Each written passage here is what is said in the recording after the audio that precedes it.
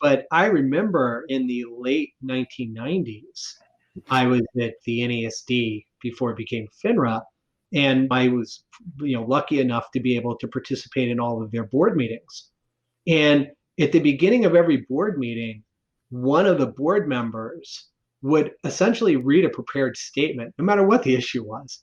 And his position was that the data that's collected by the exchanges for the quotes in the national market system, the revenues associated that belong to the investor, because it was the investor who created the quote, that created the value that the exchanges were aggregating and selling to everyone because they needed to have it. That's Right? heresy today.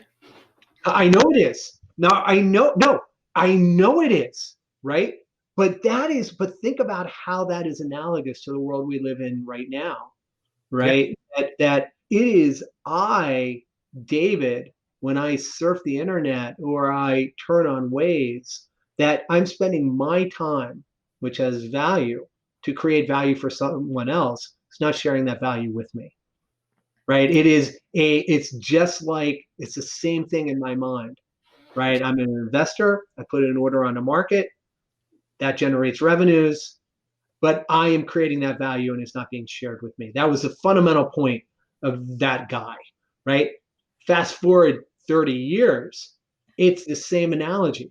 I'm devoting my time, which has value, to create value for other people who are not sharing with me. So that actually, oddly enough, was the spark that caused Manitou to happen, right? Because you take all these emerging technologies and you start thinking about data and who creates the value around data.